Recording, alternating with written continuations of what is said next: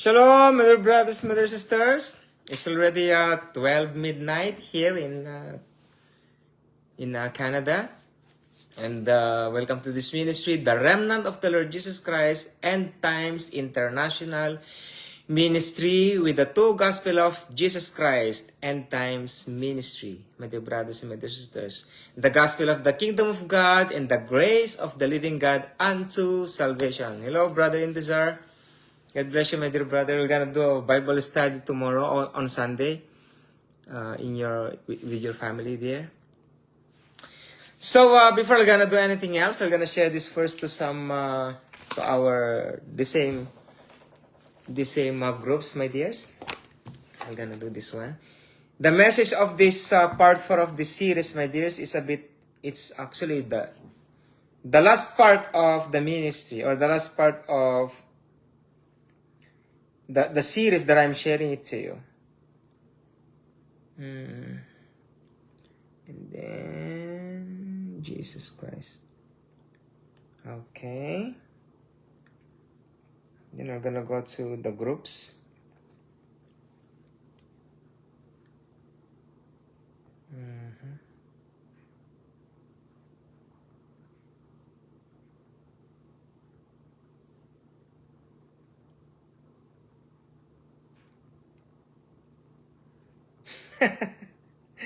I feel the fathers out there, you know. That's why a father which is righteous, matured and godly, you are so blessed. You know, because all the blessings shall come upon you and overtake you because you obey the voice of the Lord your God. You know what? In the New Testament, God, in the Old Testament and New Testament, God is always talking to the man. Majority is man. Only few, the holy angels is talking to them, like Mary, Elizabeth, Hannah, you know, my dear brothers and my dear sisters, but the rest, they are all men. Look, when the Lord Jesus Christ fed the 4,000 and 5,000, He is counting about the man. Always man, not the woman. Because it's the kingdom principle, my dears. That's why in a kingdom meeting, there is no woman. Always man.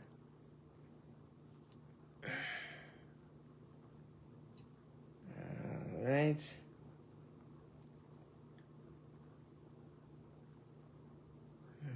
Oh, I have more here. Oh no. Oh my. I made a mistake. Oh no. Anyway. Heavenly. I shared to some groups which are not applicable, like basketball group. Oh no.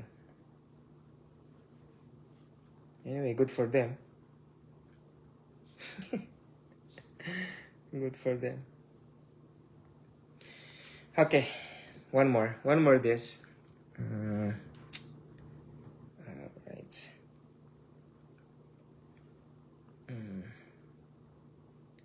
So,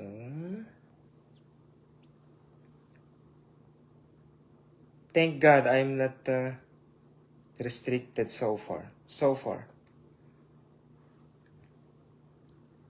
Alright.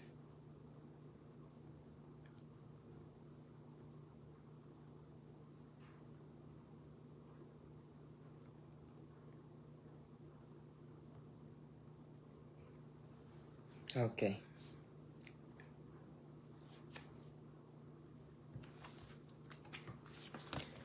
Hello, my dears.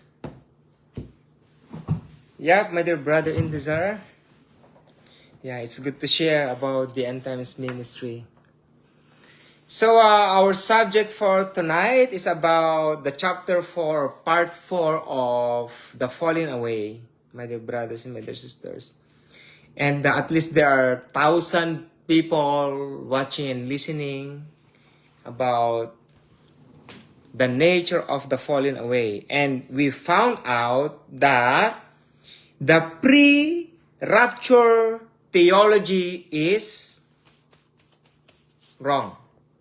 Okay?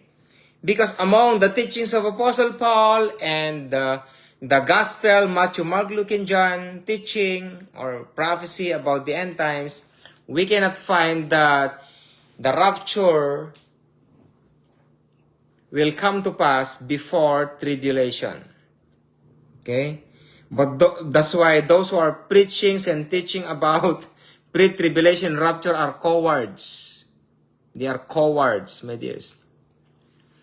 Either cowards, I believe many of them are cowards, or afraid because they are coward, and second, because of ignorance. That's all, my dears. Ignorance, or they are coward. They don't like to fall in diverse temptations, my dears, or trials or persecutions. Do you believe that if you know the foundation of the kingdom of God, my dears, oh my Lord Jesus, it is so nice, my dears. You know, once you found the nature of the kingdom of God principle, you're the man. Satan cannot just easily putting you down. You will fight. My dears, if you know the foundation, I am the son of the living God. You don't have authority over me, you evil spirits. But if you are under the grace of the living God, you don't know what to do. What you gonna do? You are praying, Lord, you are my Savior. Save me, save me, save me, save me. But if you are in the kingdom of God, Lord Jesus Christ is not your Savior. The Lord Jesus Christ will say, study my word, know my authority, and live with authority. Cast them out. That's the difference between the grace of God and the gospel of the kingdom of God. And that's why if you are learning the gospel of the kingdom of God, you're the man. You're the woman. My dear brothers and my dear sisters.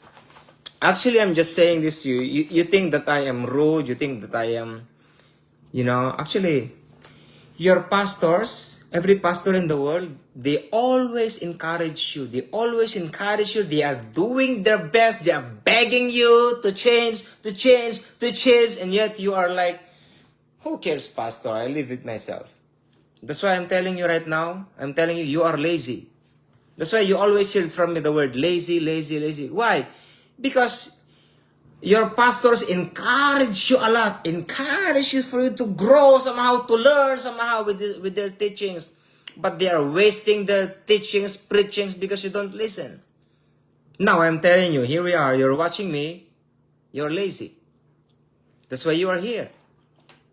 You're lazy because you are here. Right? No. Oh, no. No, my dears. Actually, God had given me this ministry so that I can get some of the big fishes, actually. Big fishes. That's the reason why I have this ministry, my dears. God, Jesus Christ had given me this ministry. I am picking those big fishes out there, those pastors who really need help, something like that. Looking for something new probably, something teachings or something theology, or those who are matured, who are looking for more maturity. I don't know how God talks to you, my dears, but Jesus Christ is alive and He is that's the good thing of being who we are. We have a living God. God the Father, God the Son, Jesus Christ, and God the Holy Spirit. How much more do we need, my dears? These three God that we have is within us. Fellowship with the Father, fellowship with the Son Jesus Christ, and fellowship with the Holy Spirit. And of course, fellowship with the brethren. But most important thing here is fellowship with the Father, fellowship with the Lord Jesus Christ, and fellowship with the Holy Spirit. Apostle Paul said that, my dears. Okay? So we need to learn these basic kinds of communication. We should learn about these basic kinds of communion.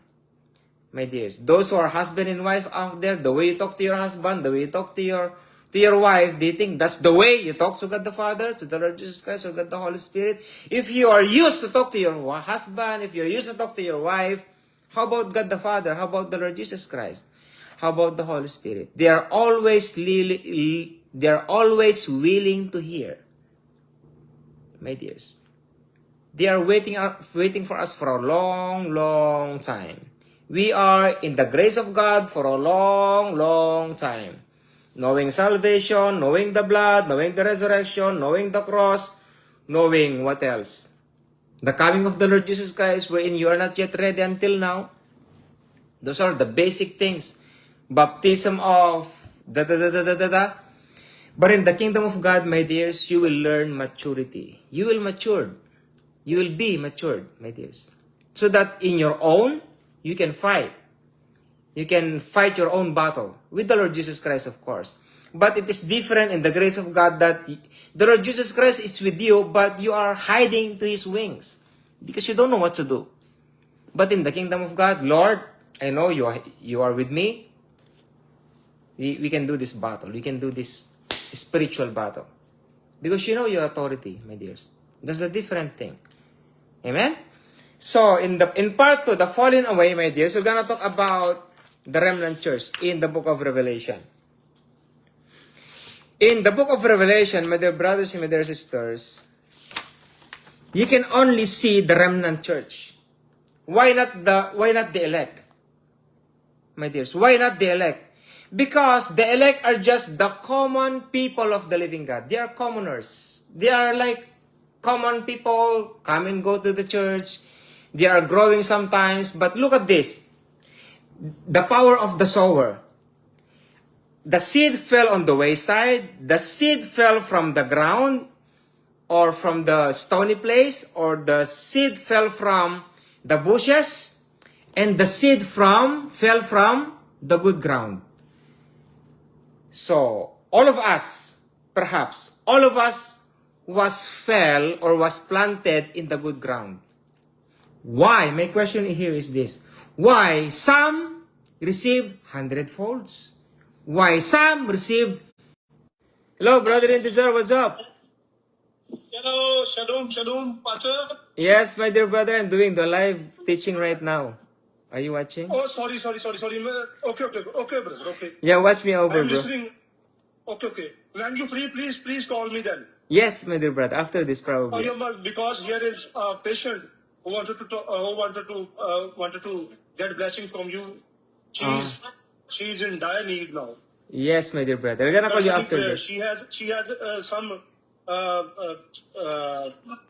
not economical, but she has not a good relation with her husband, or Okay. maybe husband and family crisis.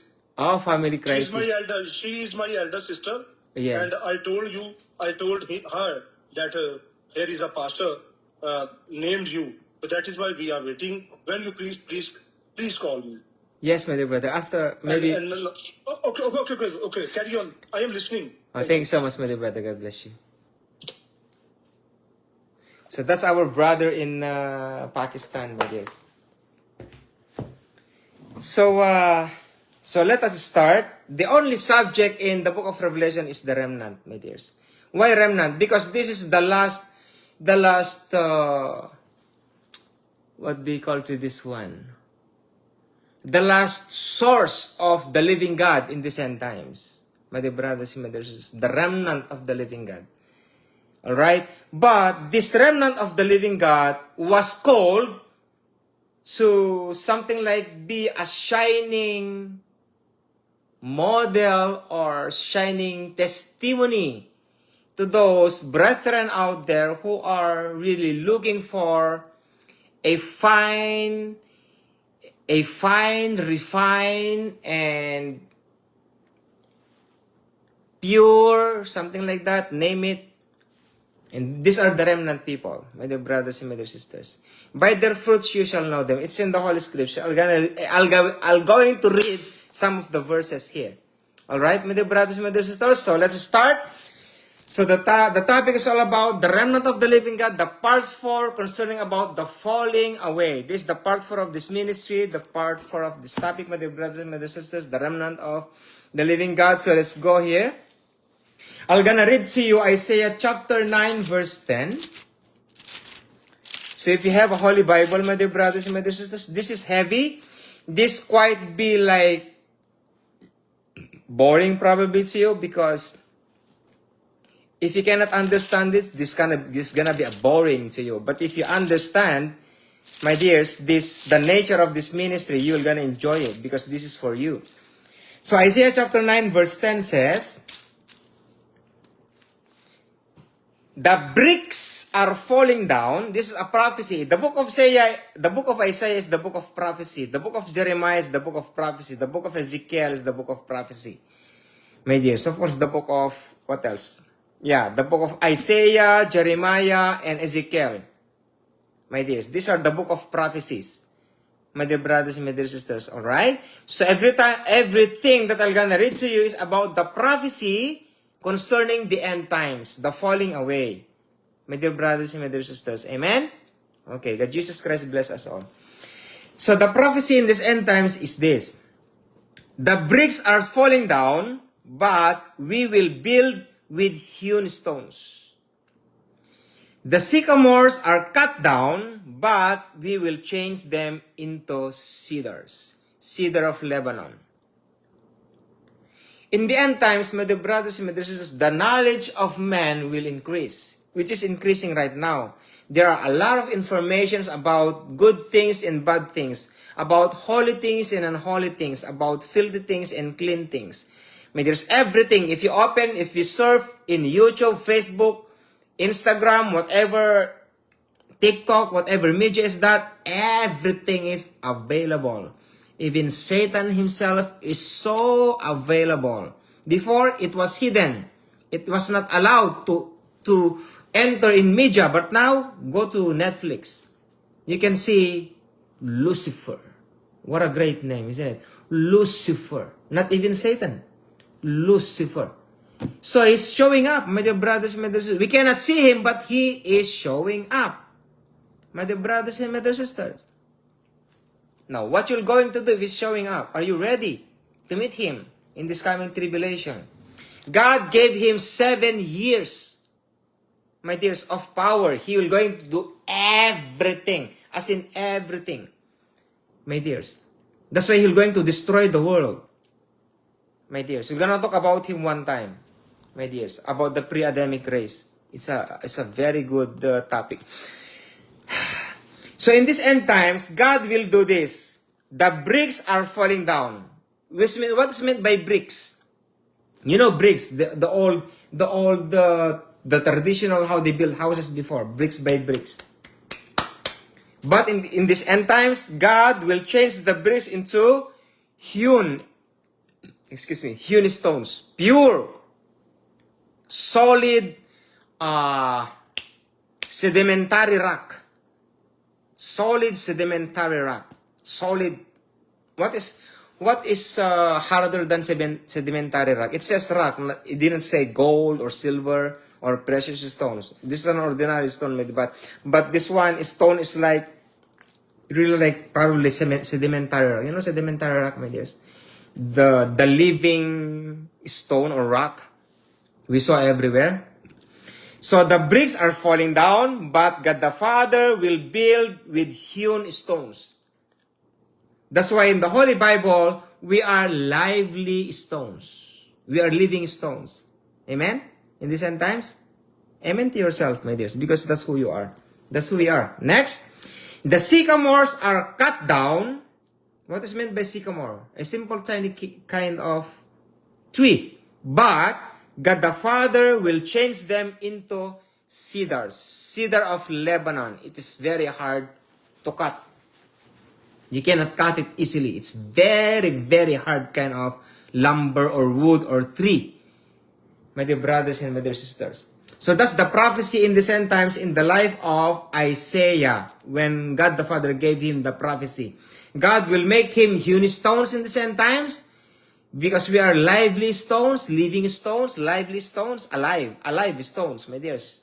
It is prophesied and mentioned by Apostle Paul. And God will make a cedar of Lebanon, which is who we are, my dears. It's a very high kind of tree, and it's a very hard kind of tree. It cannot be just wiggle around. That's who you are. Tell yourself, God, that's me. You're not boasting. God, that's me, please. That's me. Amen and amen. Take it to yourself, my dears. And to Psalms 92 verse 12. Let's go to Psalms 92 verse 12. I'm just giving you some foundations, okay? Psalms 92 verse 12. Okay, here we are.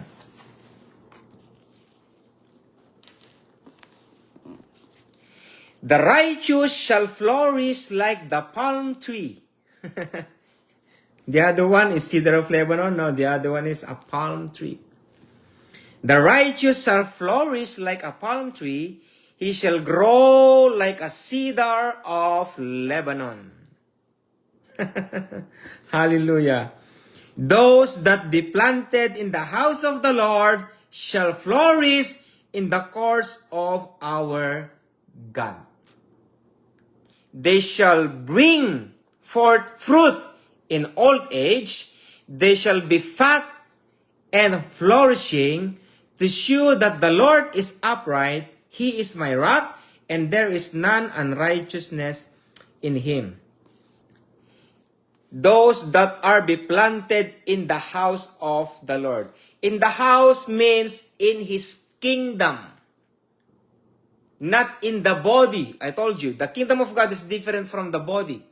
But the body, those who are in the body, those who are living under the grace of God, and then they are living under the power of the Holy Spirit, but they have a fickle-minded kinds of decision. Because they don't know. They don't know where they go. They don't know exactly what foundation that they have. But in the kingdom of God, you have foundation. What is that? Your king. God the Father himself, or God the Lord Jesus Christ himself, your king. But in the grace of God, the Lord Jesus Christ is not your king. He is your Savior.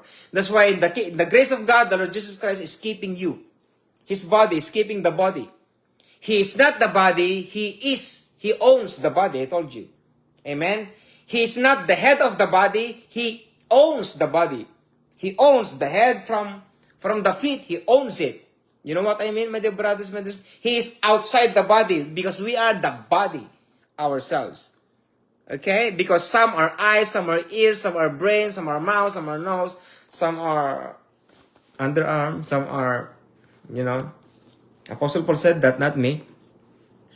So, those that are planted in the house of the Lord, what the Lord Jesus Christ said, what the Father says, shall flourish in the course of our God.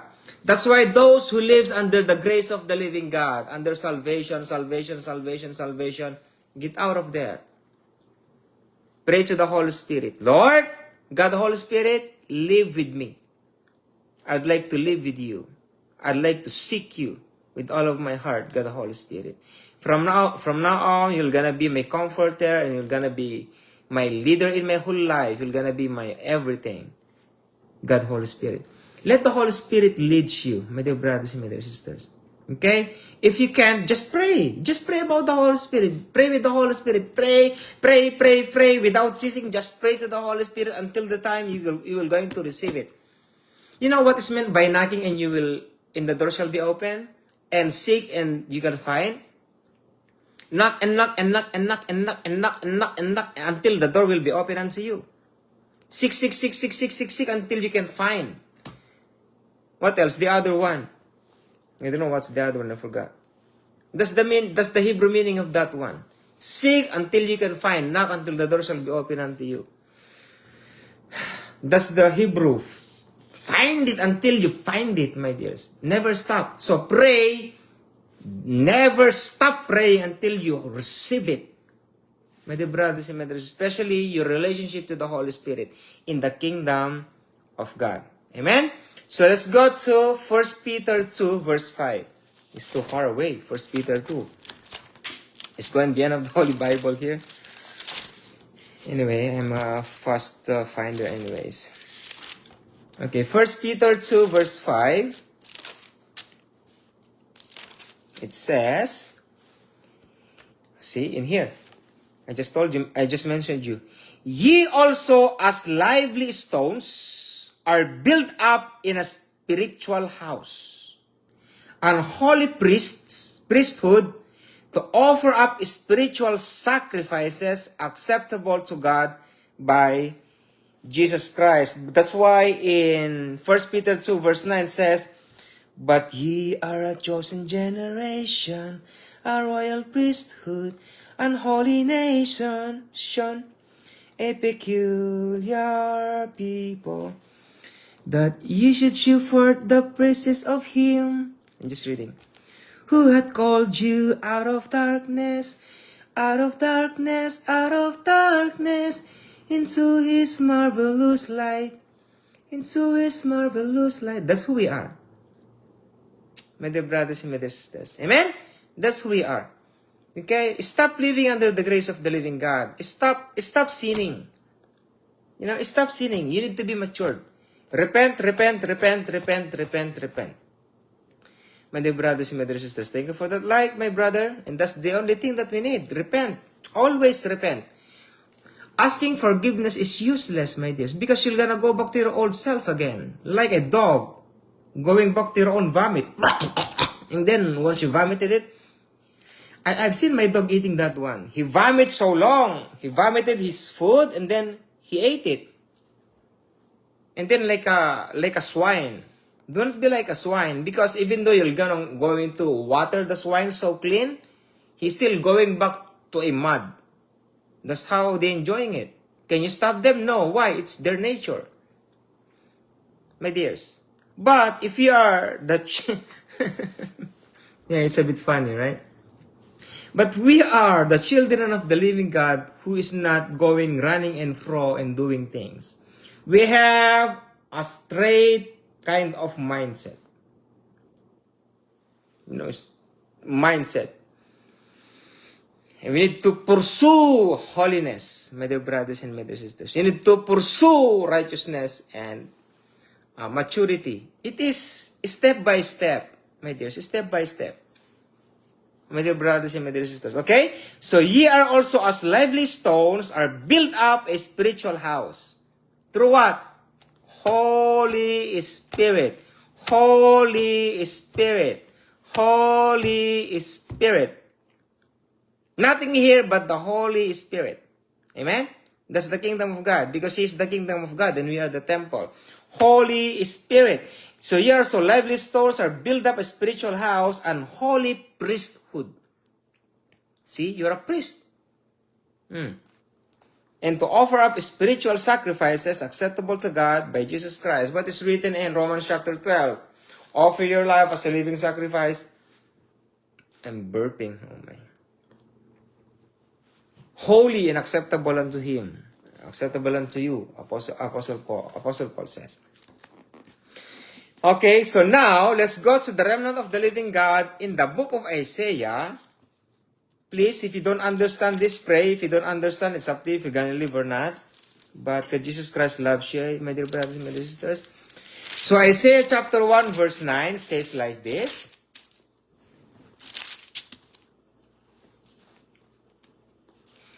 Except the Lord of hosts had left unto us a very small remnant, we should have been as Sodom, and we should have been like unto Gomorrah.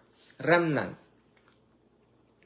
The remnant there that Isaiah is talking about is Lot and his wife, supposed to be, and two of his daughters, which became the Ammonites and Moabites. Ammonites and Moabites. I know that, my dears. I studied that when I was young in the faith, when I was in college.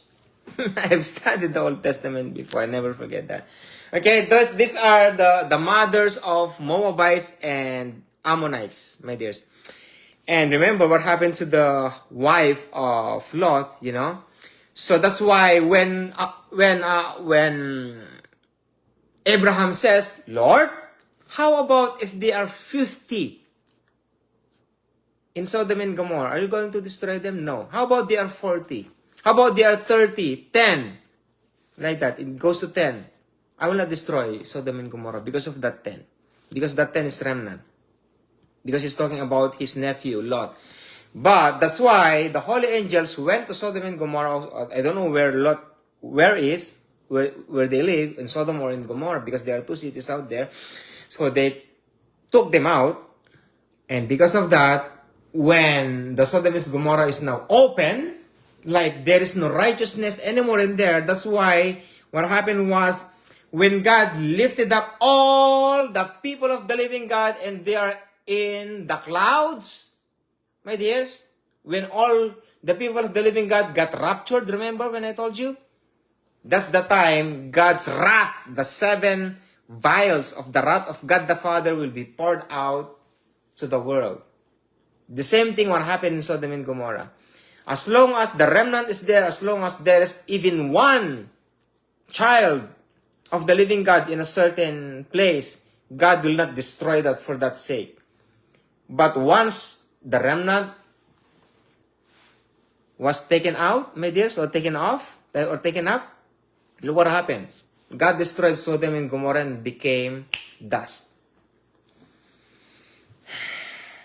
So that's what happened, my dear brothers. So likewise in these end times, the remnant is always, they are here still on earth, my dears. You need to find them. By their fruits you shall know them, my dears. They are characters. They have characters written in the Holy Bible. I'm gonna read it to you after, my dears. They have their own characters, my dears. What you see in me is actually like an acting, my dears. I am not intentionally saying you are lazy.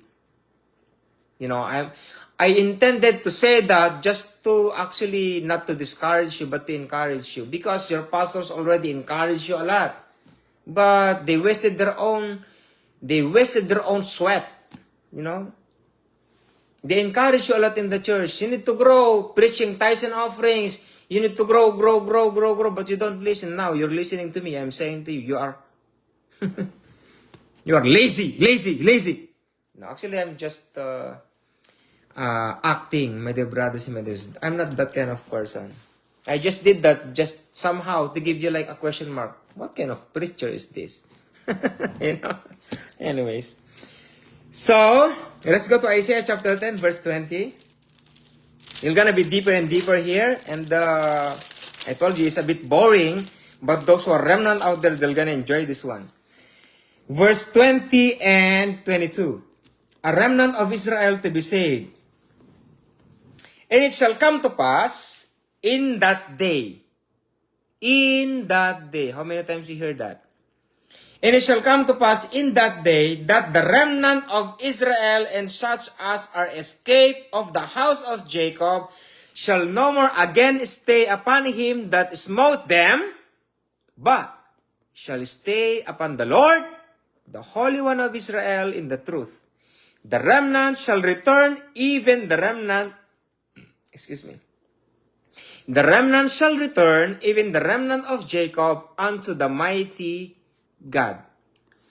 For thou, thy people Israel, be as the sand of the sea, yet a remnant of them shall return. And the consumption decreed shall overflow with righteousness. So there is a remnant in these end times, my dear brothers and my dear sisters. You know the election of grace? The election of grace. The people who will save by the grace of God and believing unto holiness are remnant. Do you think I'm just talking about the remnant that you have always heard from me? Those who are saved by grace through the blood of the Lord Jesus Christ, through the resurrection of the blood of the Lord Jesus Christ, through the cross of the Lord Jesus Christ, through your faith. You are the remnant selected by grace. Let's go to Romans chapter 11. Just giving you back, just giving you an idea about this one. Actually, I shared this already before you. Look at this.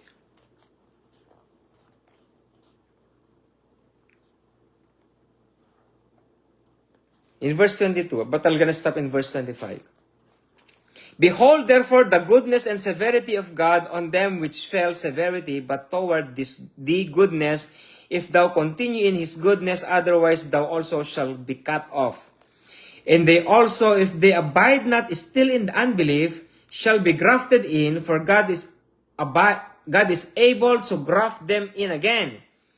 For if thou wert cut out of the olive tree, which is wild by nature, and wert grafted contrary to the nature into thy good olive tree, how much more shall this, which be the natural branches, be grafted into their own olive tree? The prophecy here is this. the grace of God, the prophecy about the remnant church, or about the Gentiles. For I would not, brethren, that ye should be ignorant of this mystery, lest ye should be wise in your own conceits, that in blindness in part is happened to Israel, until the fullness of the Gentiles be come in. Thus the remnant under the grace of the Lord Jesus Christ to the Gentiles. That's why the grace of the living God is a call to all people of the living God. To all people, either whoever they are. But only few believe that Jesus Christ is the Savior of the world, that He died on the cross and rose again from the dead. Only few among the Gentiles. That's why there is an election of grace. And now, this is worse. Even though there is an election of grace, only few among those who are saved by grace, who are living by the power of the kingdom of God by the Holy Spirit.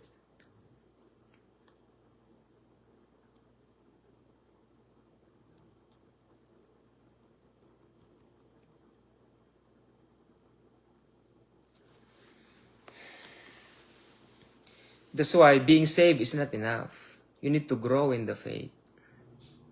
It is not good just to be a Christian. You need to grow in your faith. My dear brothers and my dear sisters, do you understand that? That's why being a Christian is not easy. Being born again is not easy. My dears, you need to be matured. Change your attitude. The kingdom of God is about attitude. Your attitude, the way we speak. My dears, do you believe that the powerful testimony, the powerful way of evangelism, and the powerful way to encourage a certain person? Our testimonies. Once they look at you,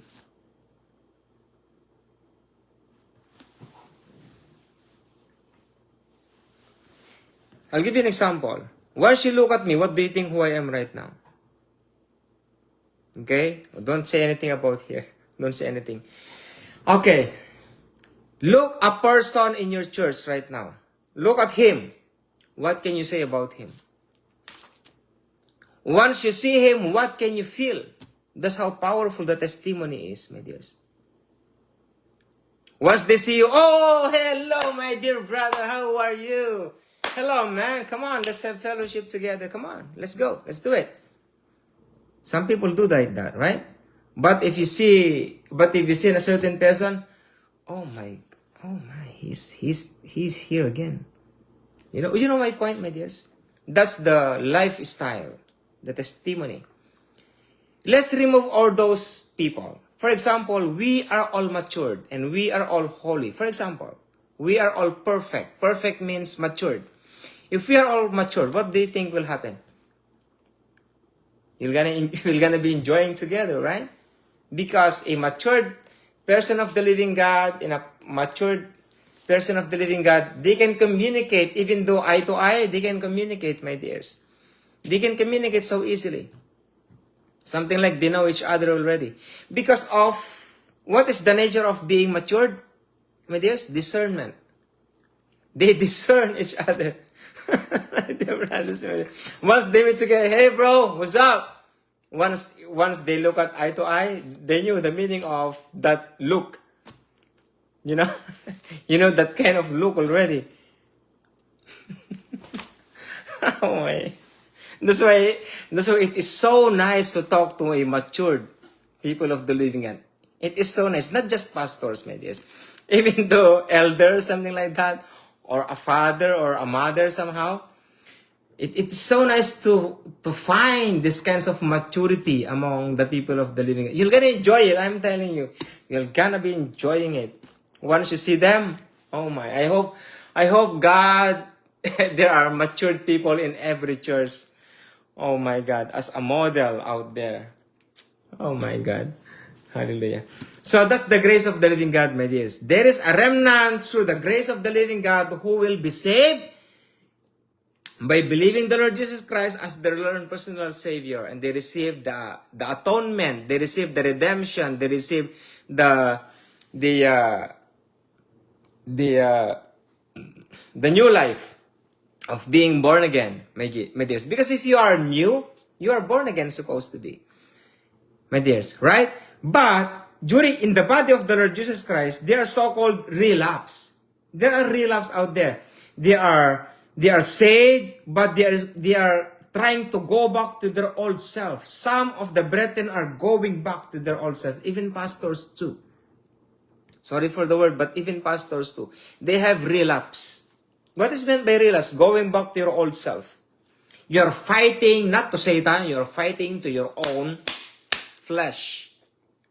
My dears, because you're not totally giving up your vices or your weaknesses to the living God. It's not totally complete. That's why God Jesus Christ says, those who are forgiven much, those who are, what is meant by the Lord Jesus Christ said, the one, those who are forgiven much, those who give much are forgiven much, and then those who give less are forgiven less. Something like that. That's why if you repent to the living God, you need to repent with all of your heart, like Apostle Paul. My dears, Apostle Paul is one of the very good example there. When he turned around to his old self, he is a new creature. 2 Corinthians 5:17, he is a new creature indeed. That's Apostle Paul, my dear brothers and my dear sisters. That's one of the good thing of Apostle Paul. You know, when he turned around to his old self, he became a new creature until he died. My dear brothers and my dear sisters, how about us? That's why, if you are still under the grace of the living God, you don't know your authority, you don't know where you are, get out and ask the Holy Spirit to lead you, to hover you, to comfort you, to cover you, anything. Pray to the Holy Spirit, and the Holy Spirit will do His best for you. If you are weak in the faith, the Holy Spirit knows. The Holy Spirit knows if you are a baby. Start for being a baby. It's okay, my dears. Every baby, every matured or holy people of the living God starts from a baby. My dear brothers and my dear sisters. Amen? So if you don't know that you are matured, you are still drinking milk, let the Holy Spirit lead you. Ask the Holy Spirit. The Holy Spirit is within you because your body is the temple of the Holy Spirit. Amen and amen. Okay, so let's go now to Jeremiah chapter 23. Now, this is heavy, but I'm telling you, if you are touched by this, it's not my fault, my dear brothers and my dear sisters, because I'm just only a vessel of the Lord Jesus Christ in these end times. The title of this one is The Remnant and the True King. Listen very carefully. Jeremiah chapter 4, I'm gonna read that too. Okay, Jeremiah chapter 4. But I'm going to read Jeremiah chapter 23 first. The remnant and the true king, in verses 1 to 6. Woe be unto the pastors that destroy and scatter the sheep of my pasture, saith the Lord.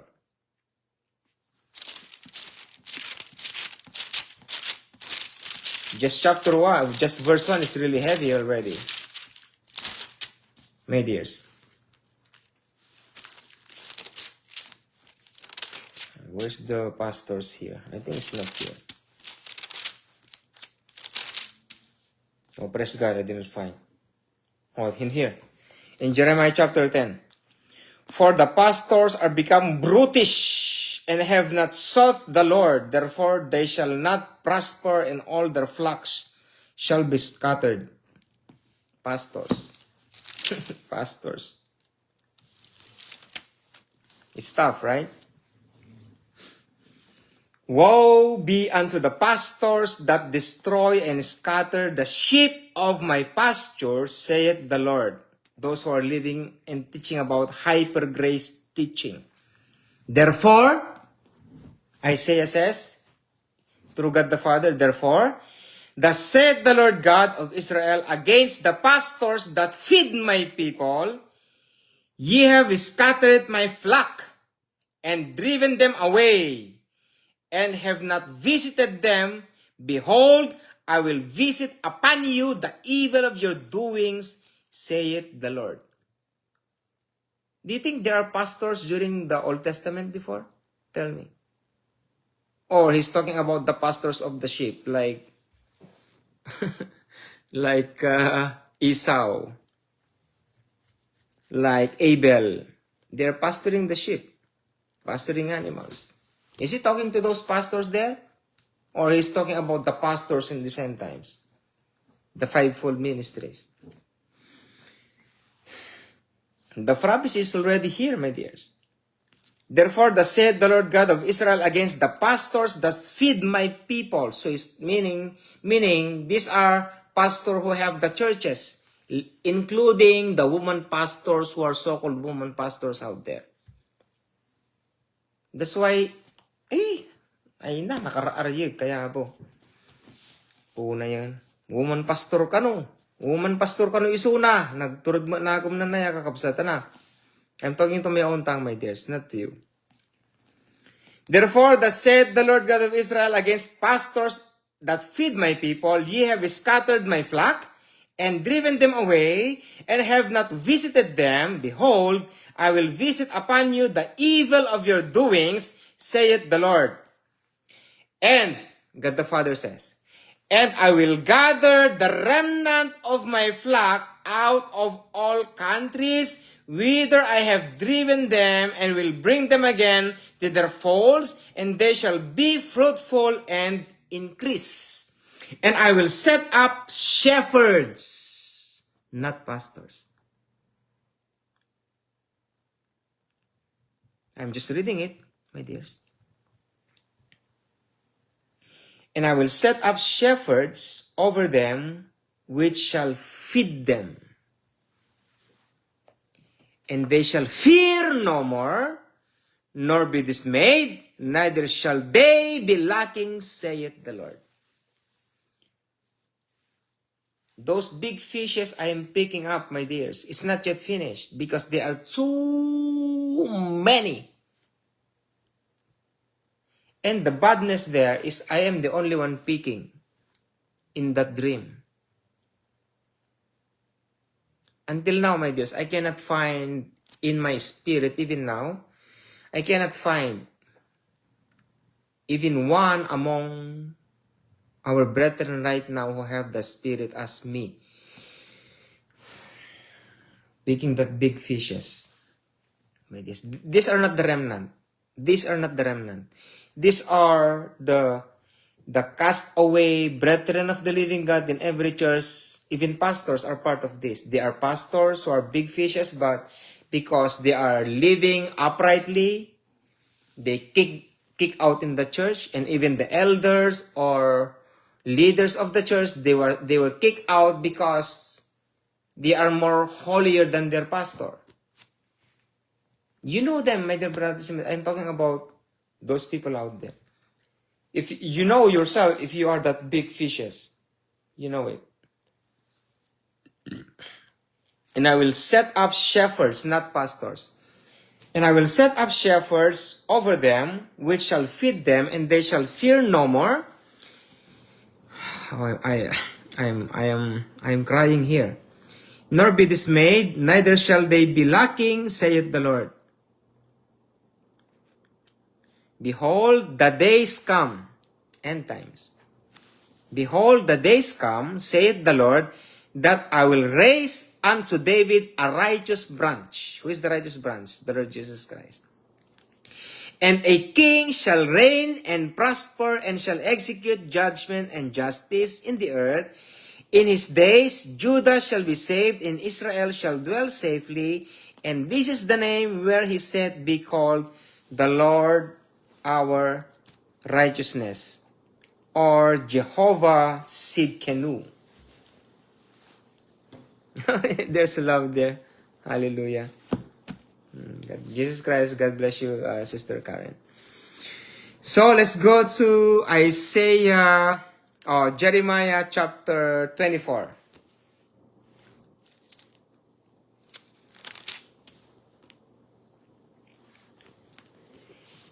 Okay, in verse 7. And I will give them an heart to know me. How blessed we are, my dears. Remember, we have a living God. This is not just about the Lord Jesus Christ who died on the cross and rose again from the dead. We are talking about God the Father Himself. Okay? Who sent the Lord Jesus Christ here on earth 3,500 years ago, chronologically. And I will give them an heart to know me. Receive that, my dears. Receive that kind of heart. Lord, give me that heart to know you. You remember in Psalms, create in me a clean heart, O God, and renew a right spirit within me, and restore to me the joy of my salvation. God can create a new heart to each of us. My dears, if your heart is filthy, I'm telling you, in the name of our Lord Jesus Christ, God the Father can give us a new, as in new heart. It's written in Psalms, my dears. Create in me a clean heart, O God. Create in me. Create. He's going to create a new one. Create in me a clean heart, O God, and renew a right spirit within me. Restore to me the joy of salvation. They are all in one verses. So I will give them an heart to know me, and that I am the Lord, and they shall be my people, and I will be their God, for they shall return unto me with their whole heart. To whom he is talking to in the epistles of Apostle Paul.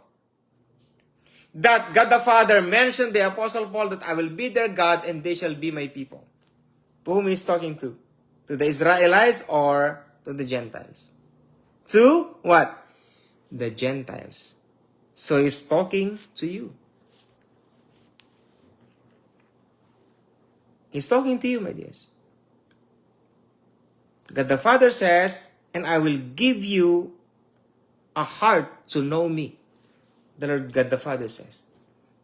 He's talking to you, remnant. No, not remnant. He's talking to you, Gentiles. That's the prophecy in the book of Isaiah mentioned by Apostle Paul.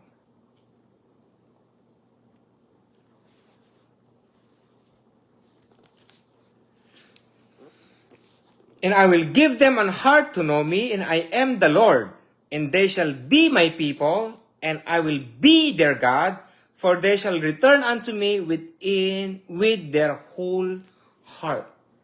Whole heart.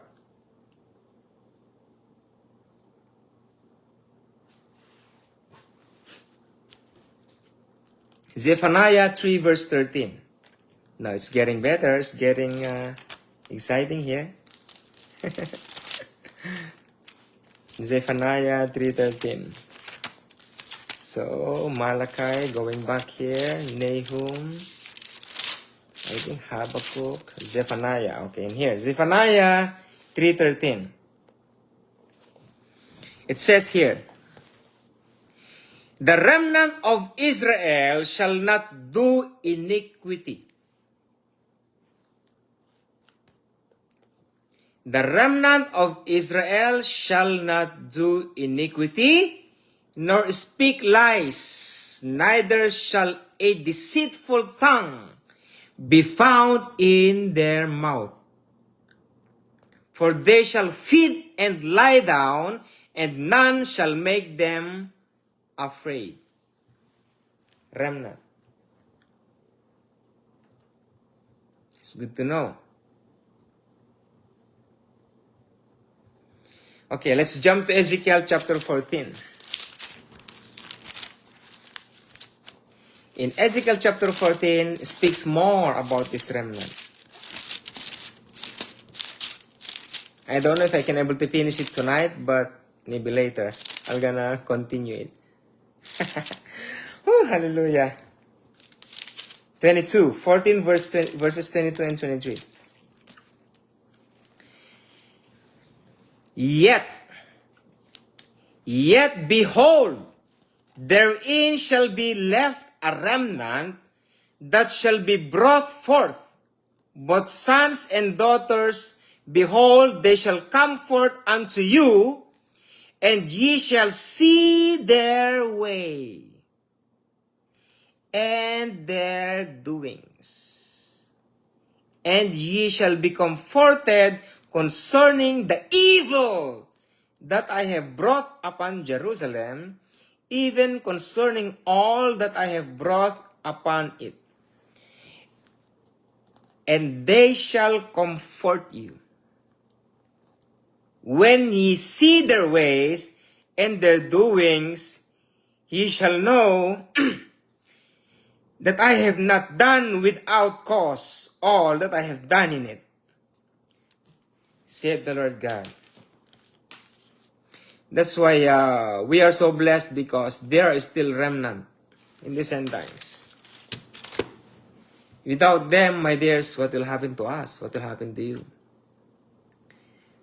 Because second wave is coming, my dear brothers and my dear sisters. I don't know how many of us are ready to receive it. This second wave, my dear brothers and my dear sisters, is worse than the pandemic. Is worse than the vaccination. Either 3 times or 4 times harder will come to us. Look at this, my dear. 7 years. 7 years.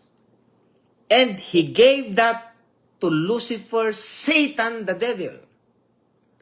And it wasn't mentioned there that God gave him 7 years with limitations. It wasn't mentioned that God gave him 7 years with limitations. Tell me, who is Satan the devil anyways in the first place?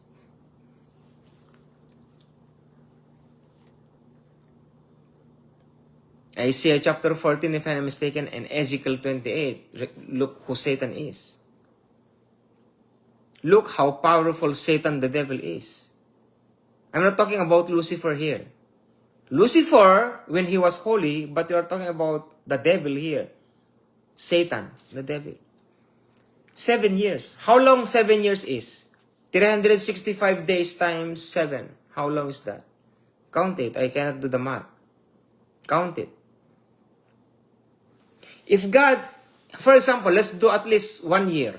1 year, 1 year, at least 1 year. How long is 1 year? 365 days. And Satan will do everything without limitations to destroy the world for 1 year. Do you think you can survive? We can survive, my dears? But you are talking about not just 365 days here. We are talking about 7 years of tribulation. And after the 7 years of tribulation, the suns will turn into darkness, the stars will stop, will not shine anymore, and darkness will be gone, and will cover the earth.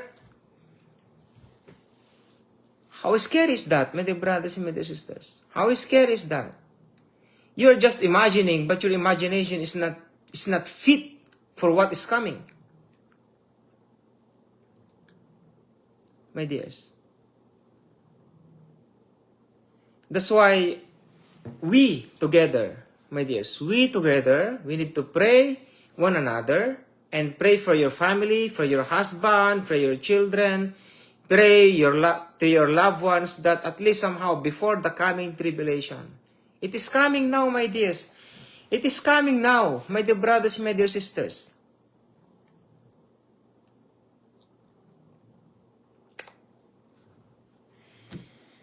Anyway, the Lord Jesus Christ, when He spoke here on earth, only few believed Him. How much more me? I'm just a mere man. Right? I'm just a mere man. Who will believe me anyways? Anyway, I'm just telling you what's coming. And in the coming 7 years of tribulation, there are only 2 preachers left behind. Who's the 2 preachers? Thank you for that love po, Ate Maribeth. Who's the two preachers in the end times, my dears? The two pillars. During the time of the Antichrist, there are only two was called to preach, and they have the power with their mouth to destroy or to bless. Once they say, you'll die, you'll die. They will prophesy not around the world. They will prophesy there in Israel. There are only two of them.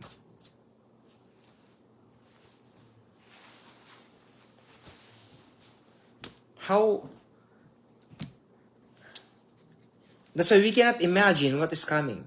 My dear brothers and my dear sisters, we cannot imagine what is coming.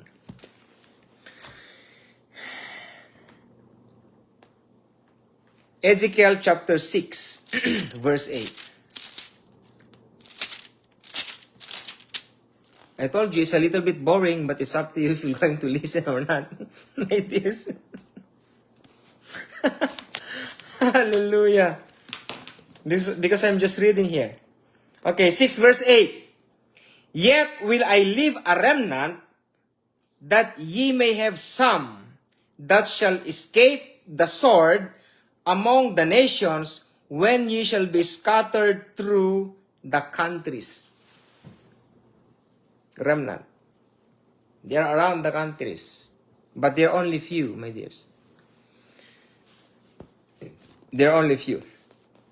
Okay? So let's go to Revelation chapter 11. So we are finishing. It's already 1 o'clock here. Okay, Revelation chapter 11, which means the remnant of the living God are alive, are existing, are here from Revelation chapter 1 to 10. Have you read the book of Revelation from chapter 1 to 10? My dears? You want me to read you? It takes time, isn't it? So I'm just gonna skip it. So which means, if I go to chapter 11, which means the remnant are in chapter 1 to chapter 11, or chapter 10. Amen? If you don't say amen, well, that's you. I respect that. Okay, look at this in chapter 9. The plague of locusts. And the fifth angel sounded, and I saw a star fall from heaven unto the earth, and him was given the key of the bottomless pit. See? Remnant are there. And then you're thinking pre-tribulation rapture, pre-tribulation rapture, pre-tribulation rapture. Oh my God, Lord Jesus. How foolish the body of yours is. If they just don't teach the pre-tribulation rapture, I have no problem teaching and preaching here, my dears.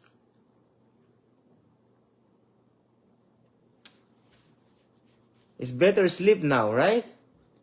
If you just knew about the post-tribulation rapture, if you just know it, if you just accept it that after tribulation you will be raptured, I won't be here probably. I think so. Why preaching if you're already ready, right? But because the teachings of these pastors, really, it's so... Now God is cleaning up. He's cleaning up the theology of yours, my dears. Ay. Revelation 11:13.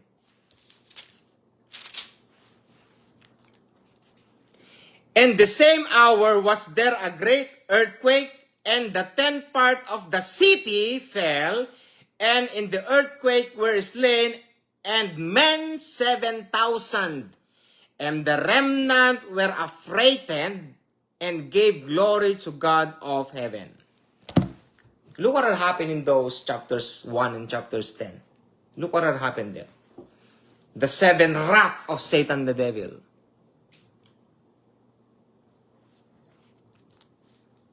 There are 7 seals, 7 trumpets, and 7 vials of the living God.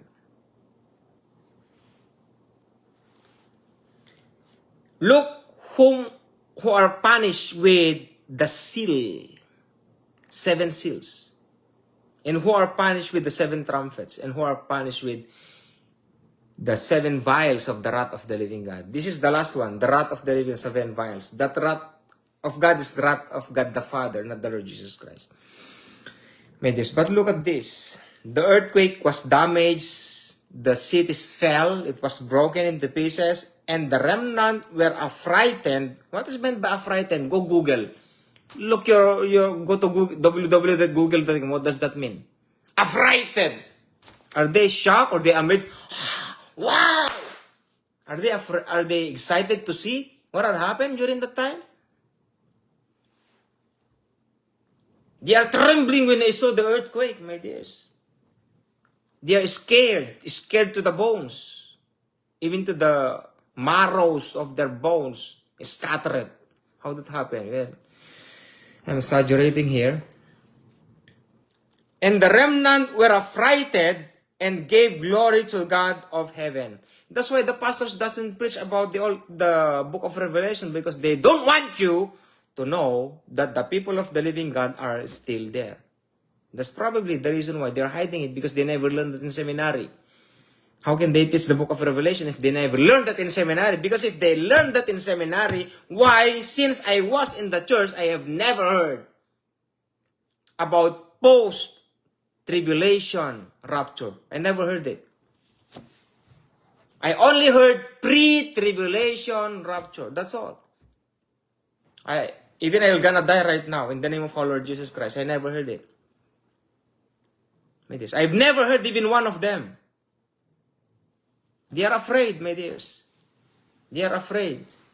I am sorry, pastors, but I'm just being straight here. You are afraid, that's why.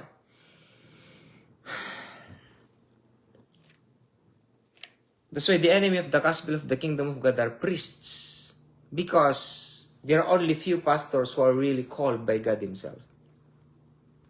God the Father had chosen some pastors in these end times.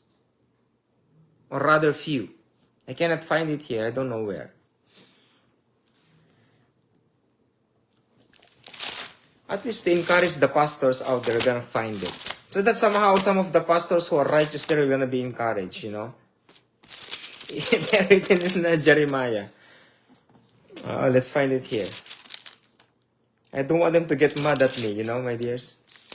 Because maybe they think that I'm trying to kick them out. No, that's not my point. What is that? I've seen that one here a moment ago.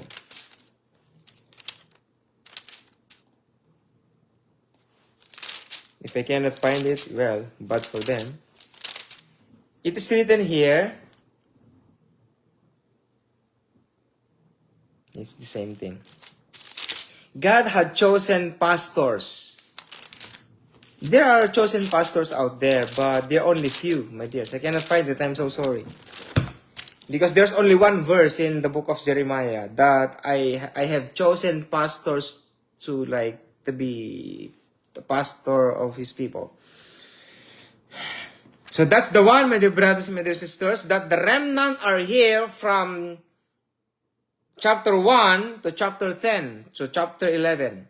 Now, what else? Let's go to Revelation chapter 12, verse 17.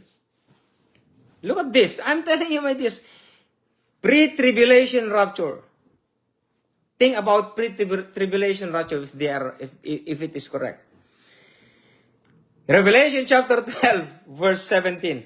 And the dragon, see, dragon. Can you name it? Dragon. Who's that dragon? And the dragon was wroth with the woman and went to make war with the remnant of her seed, which kept the commandments of God and have the testimony of Jesus Christ. Tell me, who has the testimony of Jesus Christ? Satanist, agnostic, atheist, the three word we call it? The third world country? Or he's talking to you? You. He's talking to you? Is he talking to you, my dears? Is he talking to you or not? Do you have the testimony of the Lord Jesus Christ? Or is talking to the angels?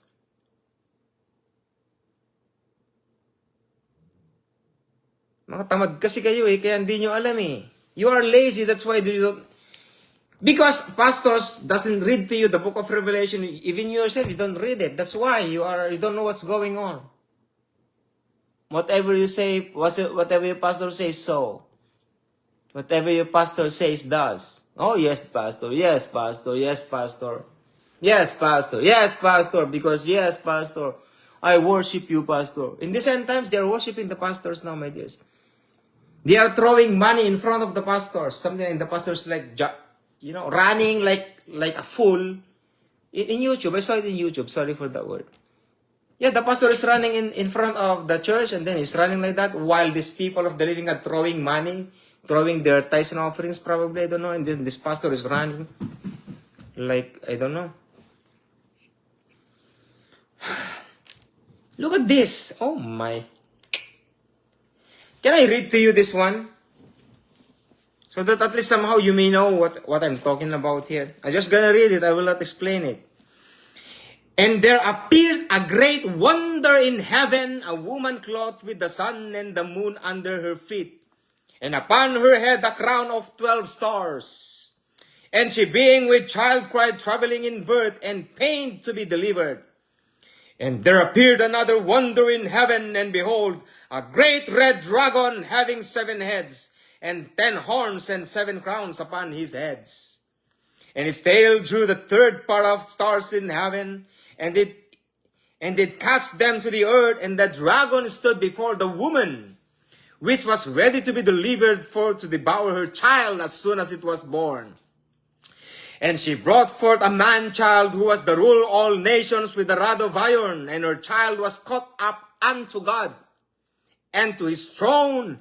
And the woman fled into the wilderness, and where she had a place prepared of God, and that they should feed her there 1,260 days. And there was war in heaven. Michael and his angels fought against the dragon, and the dragon fought his angels, and prevailed not, neither was their place found any more in heaven. And the great dragon was cast out, and that old serpent called the devil and Satan, which deceived the whole world.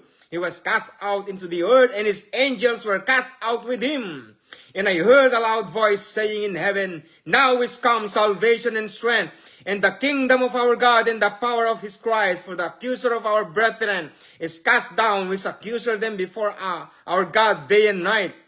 And they overcame him by the blood of the Lamb, and by the word of their testimony, and they loved not their lives unto the death. Therefore rejoice, ye heavens, and ye that dwell in them. Woe unto the inhabitants of the earth, and of the sea, for the devil is come down unto you, having great wrath, because he knoweth that he hath but a short time. And when the dragon saw that he was cast unto the earth, he persecuted the woman which brought forth the man-child, and the woman were giving 2 wings of a great eagle, that she might fly into the wilderness, into her place where he is nourished for a time, and a times and a half a time, for the face of the serpent. And the serpent cast out his mouth water as a flood after the woman, and he might cause her to be carried away of the flood. And the earth helped the woman, and the earth opened her mouth, and swallowed up the flood from the dragon cast out of his mouth.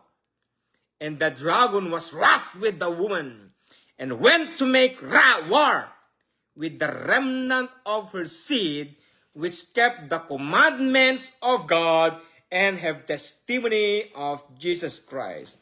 The question is, who have the commandments of God? The angels? The Satanists? The agnostic? The atheist? Or you? I'm talking to you, my dears. Do you still believe in pre-Adamic rapture? Pre-Adamic, sorry. Do you still believe in pre-Adamic rapture? Do you still believe in pre-rapture tribulation?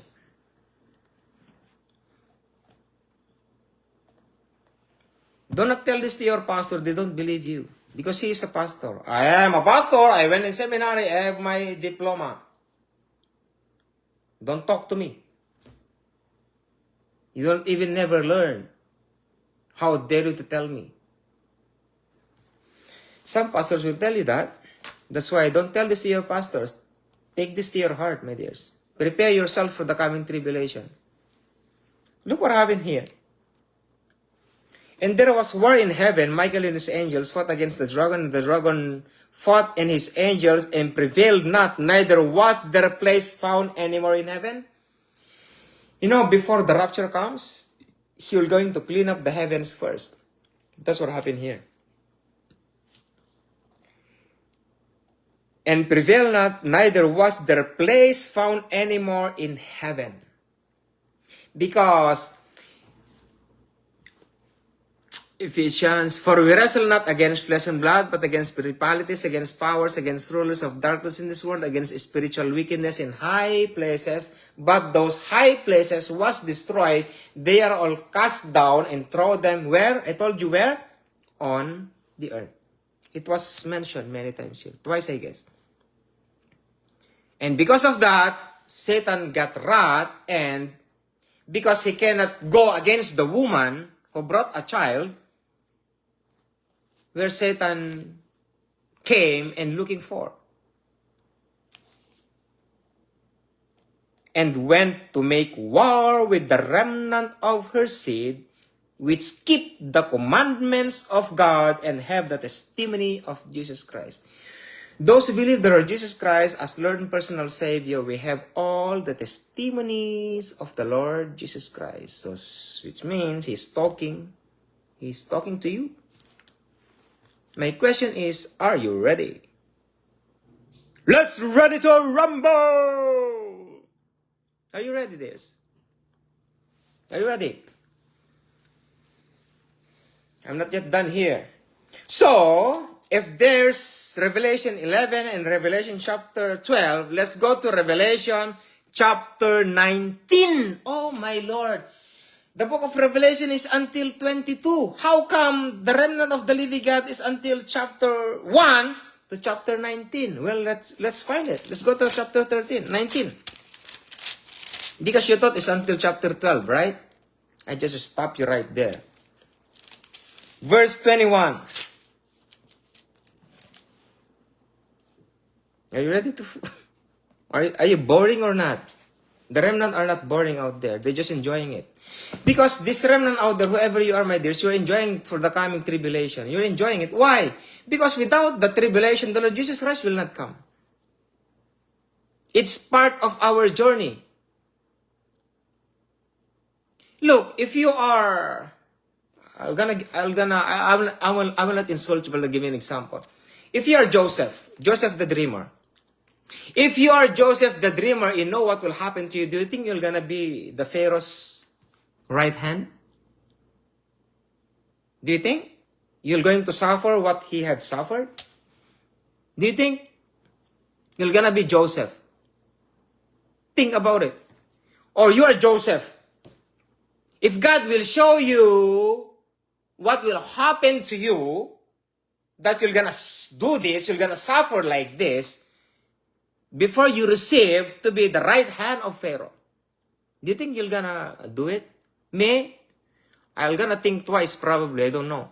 Lord, give me some time. It's not just easy. Think about it, my dears.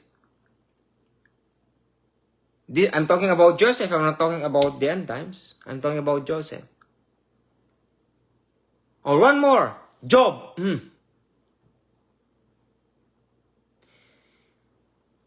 God blessed Job twice. For example, he has 5,000 calves. In his restoration, he has 4,000 cows or 20,000 cows. It doubled, right? If you are Job, do you think you can able to manage it? Tell me. Tell me. If you're really a man, if you're really a woman out there who are boasting yourself out there, that believing that pre-tribulation is my theology. Hello po, Pastor Eric. I'm enjoying here, Pastor Eric. Hallelujah. Amen po, Pastor Eric. Pastor Eric is in Manila, my dears. I respect Pastor Eric as a pastor here, my dears. He is a kingdom preacher of the end times. For example, my dears, look. You are not Joseph, okay, you are Job. Now, if you think about that, if you cannot think about it, now look at this. You need to enjoy the coming tribulation. Enjoy it. Am I a fool? What do you think you can do? Either you are a fool or not, you're going to face tribulation. You can do anything out of it? Either you are a fool, either you are happy, either you are glad, either whatever you are, you're going to face tribulation. We don't have a choice, my dears. It is tough. Eyes have never seen, and ears have never heard all the things that will come to pass here on earth.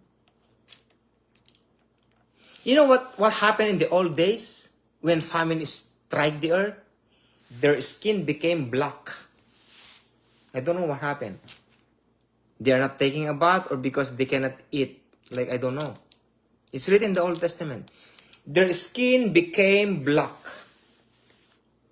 And what happened in the New Testament here, anything happens in the New Testament is worse than what happened in the Old Testament. The anointing is greater than the former things. Likewise, the curse or the tribulation is worse than the Old Testament.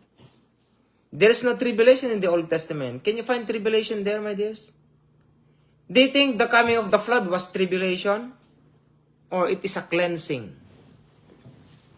Cleaning of the mankind to restore the natural seed of the bloodline of Adam through Noah.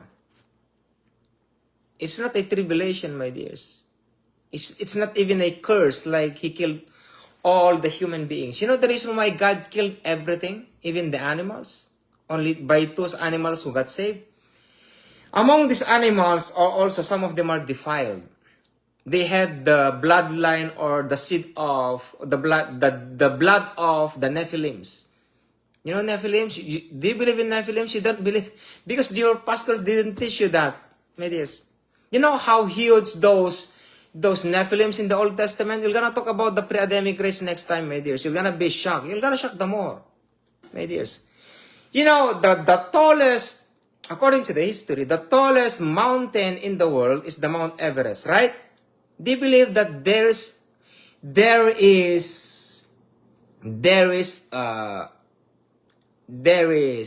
a giant bigger than the Mount of Everest? How tall the Mount of Everest is? Do you believe that there is living human beings, Nephilims, taller than Mount Everest? Do you believe that? I know you don't believe me. But I tell you, why God poured out the waters all over the world above Mount Everest. So that the tallest Nephilim liveth here on earth will die. That's all. Do you believe me or don't you believe me? It doesn't matter. My dear brothers and my dear sisters, they are hiding it in the plain sight. They are hiding it. Look, that's why they found a very huge kinds of sword. You know the big buildings that we saw around the world, my dears? Like the ladder, look like so gigantic. You don't believe me? It doesn't matter, my dears. It doesn't matter. But God destroyed everything. Not because God killed all the human beings, except for 8, but because He cleansed the world. Because everything was defiled. Why? They mixed with hybrid holy angels mixing with human genes. That's why some of they have Nephilims. They are changing your DNA.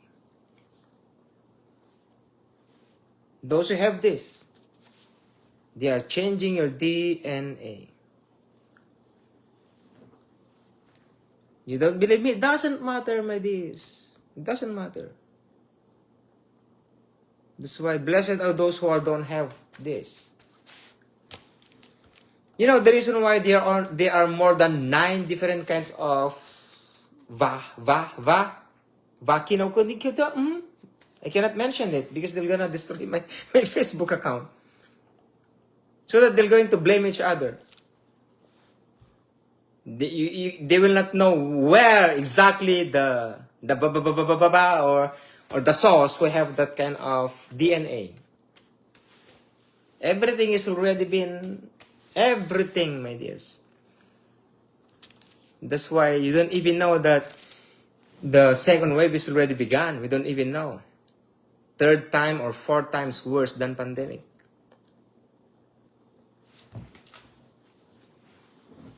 If you don't believe me, it's okay. I respect that. I'm just telling it to you.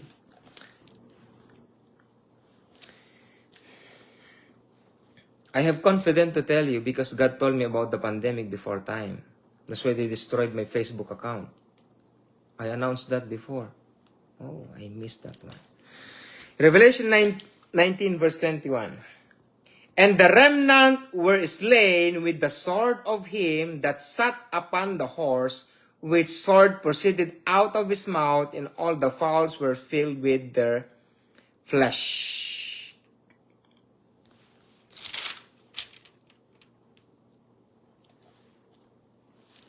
The beast and false prophets. We're gonna read this one. And I saw heaven open, and behold, a wild horse, and he that sat upon him was called Faithful and True. And in righteousness he that judged and make war. His eyes were as a flame of fire, and on his head were many crowns, and he had a name written, and no man knew but he himself. I'm burping this. Can I take a... Can I drink?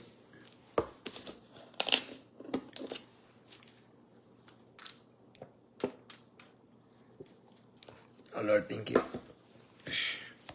That's Tim Hortons. This is the Lord Jesus Christ here. And I saw heaven open, and behold, a wild horse, and he that sat upon him was called Faithful and True, and in righteousness he that judged and make war. His eyes were as a flame of fire, and on his head were many crowns, and he had a name written, that no man knew but he himself. And he was clothed with a vesture dipped in blood, and his name is called the Word of God. Jesus Christ. Amen? Yeshua Messiah. And the armies which were in heaven, armies. When you say armies, there are different kinds of armies. Seraphim, cherubim, Ophanim, Archangel Michael, Gabriel, and many more actually. There are many more armies out there. Under the power of Satan, there are 5 different kinds of armies. Okay, I'm gonna give you an idea. So that you may know what's going on here, my dears. Because anyway, you're already listening here. Just give me another 20 minutes probably, and then I'm done. Ephesians chapter 6. There are 5 here. Okay? In Ephesians chapter 6. For we wrestle not against flesh and blood. That's one actually. For we wrestle not against. We are not against flesh and blood, but they are in the blood and flesh, but they are not them. Who are these? I'm going to share it later. For we wrestle not against flesh and blood, but against principalities, against powers, against the rulers of darkness in this world, against spiritual wickedness in high places. Now, the question is, who are these people who are not flesh and blood? They are flesh and blood, but we are not warring against them. But these are, listen to me, look at me, demon possessed. These are demon possessed deers. Do you understand? You missed that, right? You missed that. You thought, for we wrestle not against flesh and blood, against spiritual, against powers, against rulers of darkness and world, against spiritual wickedness in high places, and what else? Against principalities. You thought there are only 4, right? You missed the other one. For we wrestle not against flesh and blood. There are evil spirits in every human beings. They are in the flesh and blood, but we are not against them. We are against inside them. If we have the Holy Spirit, they have the evil spirit.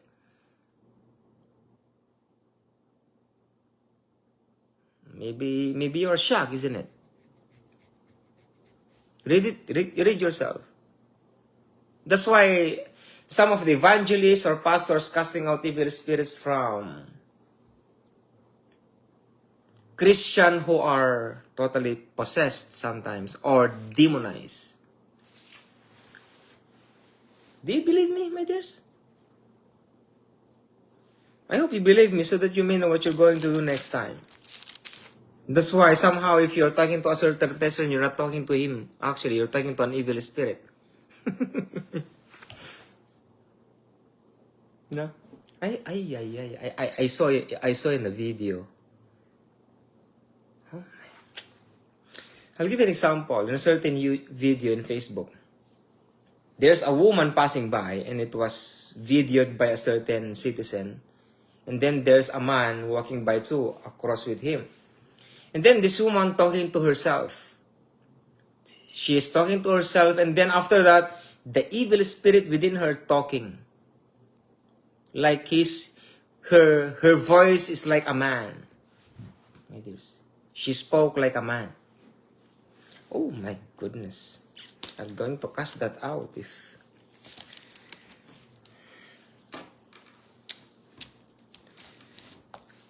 In verse 14, 15. And out of his mouth goeth a sharp sword, that with it should smite the nations, and he shall rule them with a rod of iron, the Lord Jesus Christ. And he treadeth the winepress of the fierceness and wrath of Almighty God. And he hath on his vesture, on his thigh, a name written, King of Kings and Lord of Lords. Hallelujah. That's our Lord Jesus Christ. And I saw an angel standing in the sun. See? And I saw an angel standing in the sun. How can an angel standing in the sun? What is sun, my dears? How can an angel standing in the sun?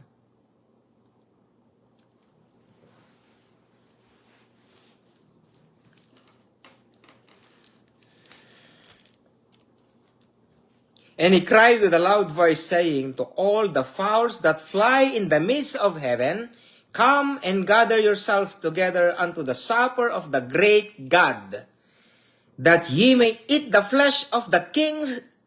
I bite my tongue.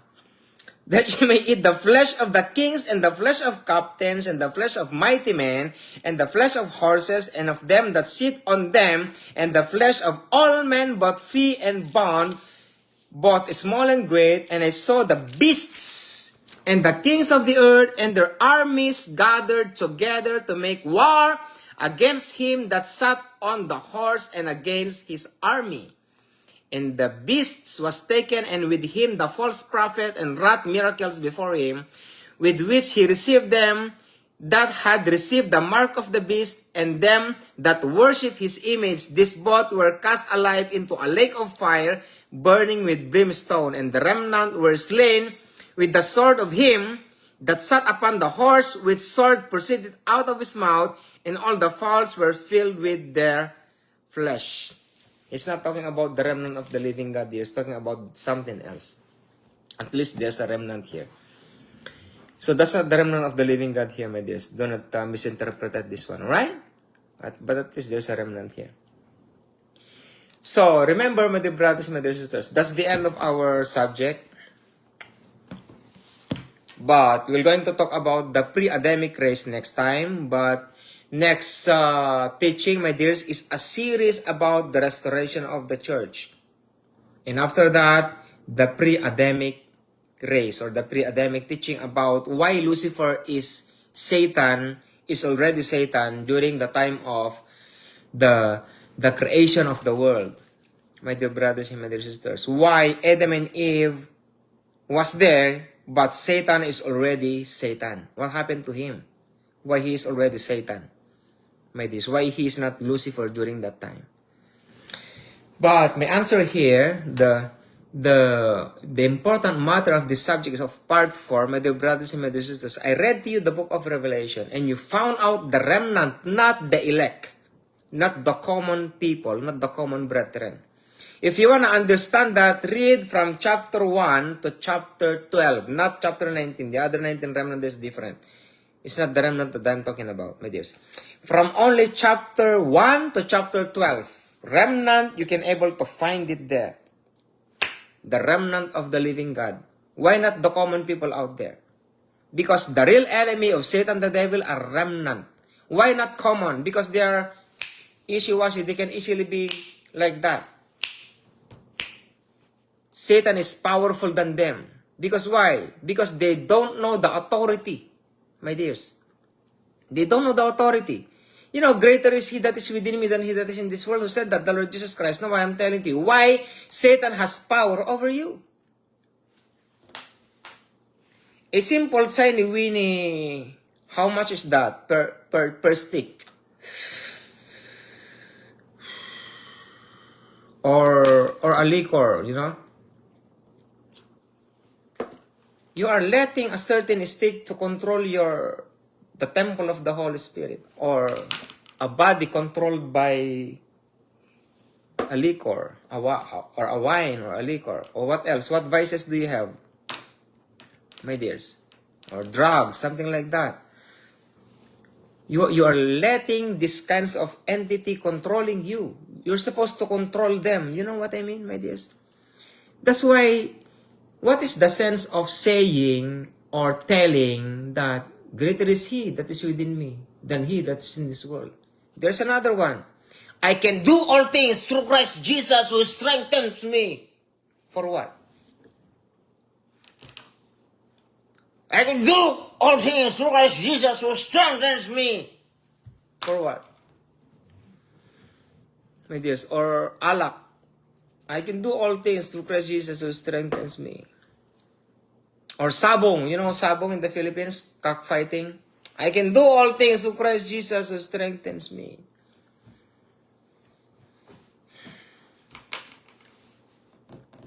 What you will going to do, my dear brothers and my dear sisters? So what you're going to do is, let the Holy Spirit leads us. Not to control us, my dears. Not to control us. But to lead us. To grow in the faith. My dear brothers and my dear sisters. Okay? So, if you'd like to hear more of these teachings, I have a YouTube channel in YouTube actually. I'm putting all the teachings out there. This one, I'm gonna put it there too. My dears, I'm not editing. I don't edit anything, my dears. What is the reason why? So that if they're trying to destroy this ministry, at least you can find it, the whole teachings out there. My dear, it is easy to edit, but I will not edit anything, my dear brothers and my dear sisters. Alright?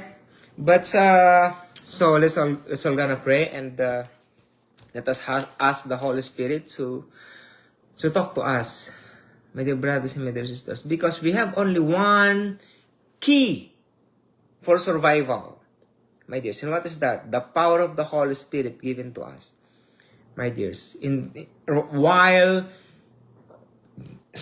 While they are not yet controlled everything, but once the AI controls everything, we are damned. You know what is damned? We cannot do anything now, my dears. That's why I study the Holy Scriptures. Amos chapter 8 will going to happen very soon, my dears. There's a famine in the land, not a famine of bread, nor a thirst of water, but famine by seeking the word of the Lord. They're going to find the word of the Lord, but they will not find it, my dears. While the word of God is within you, kiss it, hug it. This is God, my dears. We say by the word of God. Study it, my dears. Do it for yourself, my dears. Do it for yourself. Do it for yourself, my dears. Amen? Our Father God in heavens above, thank you so much for this wonderful night you gave us. Thank you so much for finishing your ministry concerning about the fallen away, my God. And I hope, God, I encourage my brethren in here. my God, that the coming rapture is not by means of pre-rapture tribulation, my God Father, but post-tribulation rapture, my dear God Father, because the sun will turn into darkness, and or the sun will turn into blood, and the stars will fall down, will be destroyed, chaos will be everywhere before your coming. And there's a sign, it says in there, there's a sign of the Son of the Living God coming on the clouds after these things. God, Jesus Christ, Lord, give us strength, our God. According to your words, our God, Jesus Christ, apart from you, we are nothing. That's why we are here. We are praying for the Holy Spirit to keep us and lead us, my dear God Father, into maturity, into righteousness, and into holiness. My dear God Father, thank you so much, our God. Bless your people, especially those who are watching in this online, our dear God Father, those who are big fishes out there that you have called, our dear God Father, in this ministry. God, thank you so much because you are doing your work in my life, my God Jesus Christ. But Lord, I am who I am, my God Jesus Christ. We have a covenant. I have covenant with you, my God Jesus Christ, before everything had started, and I want that be done in my life. May God Jesus Christ. And thank you so much, our God Father. Bless us, our God Father, for this end times, our God Father. In the name of the Father, and of the Son, and of the Holy Spirit, we pray and I pray. Amen and amen and amen. So, they are still watching here, my dears. I actually teaching and sharing 3 hours already. Abundantly. Thank you so much, Brother Intizar. Brother John, Christopher, Janelle, S. Marion. Hello, Sister Janelle. Brother Eric. Yes, thank you so much, brother. Si Paring Emon. God bless you, pare. And Brother Daniel. God bless you, bro. And Ate Chenna. Maybe this a woman. Hello, Ate Chenna. I cannot pronounce your name, sister. Ate Carmelita. Ate Lani. God bless po, ate. Bro Prince, God bless you. Brother Intizar. Sister Karen. Ate Maribeth. Brother Intizar. Ate Rose Lima. God bless you po. And Pastor Eric. Blessed after watching, listening to her, but nakahabol ako na dito. I mean po, Pastor Eric. Alam ko kung busy po kayo, Pastor. And si Pastor Conrad. Ha! Hallelujah, Pastor Conrad. God bless you, Pastor Conrad. And, si Kuya Helmar. God bless po, Kuya Helmar. Mag-fellowship po tayo pag-uwi, Kuya Helmar. And Pastor James, every year over in ministry. Amen. Thank you so much, Brother James. So that's it, my dears. I am saying those words not because I would like to say it, because actually that's only just like an acting, you know. I'm not that person. I'm just shocking you, something like that. That's why my students, they like me in how I teach. Because I am a teacher who never hold a book.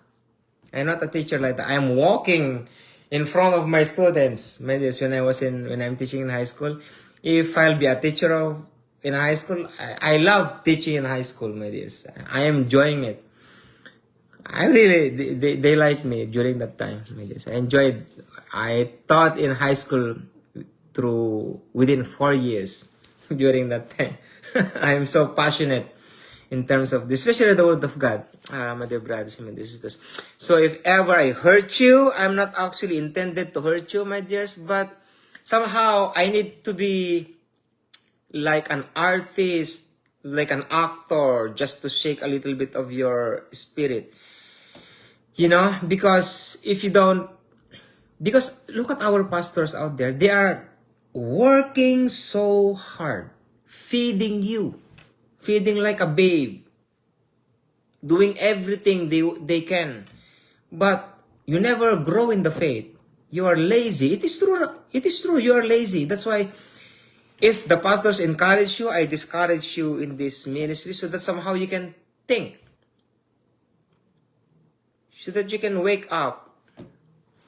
Anyway, you are lazy anyways, right? Is it true, my dears? But not intentionally that I'm hurting you.